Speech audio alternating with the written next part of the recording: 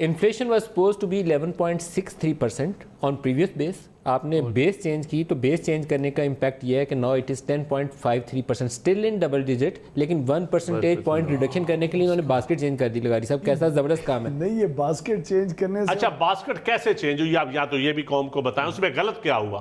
नहीं आप लोगों को पहले इन्फॉर्म करें. नहीं आप बास्केट, फिर आप बास्केट में गलत क्या हुआ, मेरा ये आपसे सवाल है. ये लगारी साहब से मैं पूछ रहा हूं. नहीं आपने पॉइंट आउट किया, मेरा ये आपसे सवाल है, ये गलत कैसे हुआ? अच्छा मैं बताता हूँ. हाँ, उसके अंदर आप फैक्टर इन करते हैं कि आपकी कॉस्ट ऑफ हाउसिंग कितनी है, बिजली की कीमत कितनी है, आपके होटल के एक्सपेंसेस, एजुकेशनल एक्सपेंसेस कितने हैं. अगर इसमें से किसी कंपोजिशन अगर हम चेंज कर दें, किसी एक्सपेंसिव आइटम की वेटेज कम कर दें, तो उससे इन्फ्लेशन का नंबर कम हो जाता है. किसकी चेंज की है? 2 चीज़ों की गई है. एक होटल की गई है, एक होटलिंग की गई है. आप पूरा सुनना चाहते हैं ना, पूरा सुना दे. तो मेरे पास पूरा पढ़ना पड़ेगा उसको मुझे. आप लगारी साहब इस पे कमेंट अगले टॉपिक पे आ जाएं. क्या कम हुई है तो वो आपको इतराज नजर आ रहा है? बास्केट चेंज हो गई है. एनर्जी प्राइसेस को जो फैक्टर इन किया है वो पहले जिस तरह से करते थे उसको अब चेंज कर दिया. अर्बन के साथ रूरल को शामिल कर, अर्बन के साथ रूरल के जी कुछ चीजें जो हैं जाहिर है देहात में रिलेटिवली सस्ती मिलती हैं, तो उसको डाल दिया. ये जेन्युइन है, फिर जेन्युइन है लगारी साहब. सर आप जेन्युइन और जीरो भी कर दें तो लोग नहीं मानेंगे ना. क्या लोग, सर मैं अर्ज करूं ना, अगर आप बास्केट को चेंज करें, खाली करें, उल्टा करें, फाड़ दें, तोड़ दें, जो भी करें ना, इस वक्त हकीकत ये है कि रुपया 30% कमी होने के बावजूद आज ज़मींदार को कपास की कीमत लोएस्ट रिकॉर्ड मिल रही है. 31-3200 से ऊपर नहीं मिल रही कपास की कीमत. उसके डीज़ल और पेस्टिसाइड और उसकी मुख्तलिफ जो इनपुट्स और खाद हैं उनकी वैल्यू कहाँ गई है? आपकी जो प्रोड्यूस की वैल्यू है वो कम आ रही है. जिनिंग फैक्ट्री वाला मैं आपको अर्ज़ करूँ सर, जिनिंग फैक्ट्री वाला आज जो टैक्स रेजीम इन्होंने अकल वाली इम्प्लीमेंट की है उसके मुताबिक 400 रुपये फी मंथ जिनिंग फैक्ट्री वाला टैक्स पुट्टी वाले को काट के दे रहा है.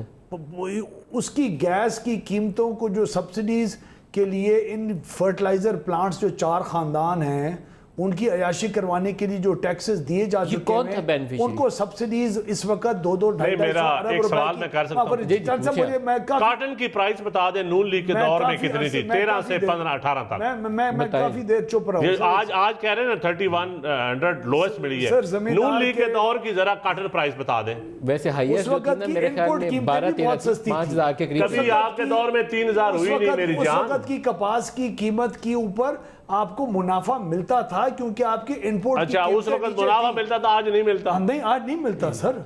3100 रुपए में कपास का ग्रोअर हूं ना. आप ग्रोअर हैं, मैं भी जिम्मेदार हूं, छोटा सा काश्तकार हूं. आपके इलाके में कपास नहीं होती. हमारी कपास चलो नहीं होती, लेकिन हमें पता है ना भुट्टी का रेट क्या है. वो भुट्टी तो हमारे आपकी बात सिर्फ नहीं है ना. आपकी डीजल की प्राइस क्या थी और आज क्या है? डीजल के दौर में नून लीग सेल टैक्स कितना लगाती थी, आज ये गवर्नमेंट सेल टैक्स कितना लगाती है. उस प्राइस में भी आ जाए. आज जिम्मेदार खुश है. नहीं जिम्मेदार नहीं, मैं बताता हूँ मुंजी का रेट मैं बताता हूँ. चावल का रेट आपके दौर से आज ज्यादा मिल रहा है, आपके दौर में नहीं मिलता था.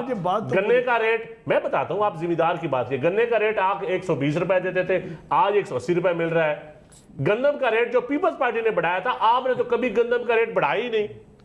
वो आज रेट उससे बेहतर मिल रहा है. 1400 रुपए में आज गंदम बिक रही है. बताता हूँ क्या ये मैं चैलेंज कर रहा हूँ रेट. ठीक है, पहले तो एक तो ये कंज्यूमर इंडेक्स की वो बात है. दूसरा आपने वो आजकल के वजीर खजाना की बात की और आपने जीआईडीसी वगैरह की इनिशियली बात की. आपने अभी कहा 4 खानदानों को फायदा देने के लिए जीआईडीसी वो कौन 4 खानदान. और आपने स्टील मिल की बात की. मलिक साहब, इस मुल्क में जुडिशरी से कौन पूछना कब शुरू करेगा?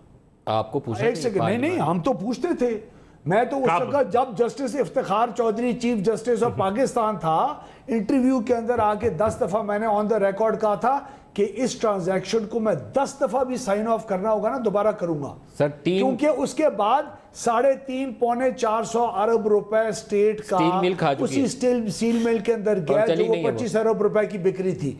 उसका हिसाब कौन लेगा उनसे? इफ्तिखार चौधरी की जिम्मेदारी किसकी बनती है? जो उसके बाद वाला जो इफ्तिखार चौधरी के उसके कारनामों को मैनिफेस्टो मंशूर में शामिल चीफ जस्टिस नून लीग ने जो कजन किनका था, इनका था। वैसे उसका कोई प्रोसेस है, कार के है, रिकॉर्ड एक मैं आपसे एग्री करता हूं। कोई प्रोसेस नहीं होना चाहिए। तमाम मैं तो बिल्कुल तमाम थी। एक सवाल की इजाजत दें, इफ्तिखार चौधरी के पीछे ज्यादा इंपॉर्टेंट इशू है।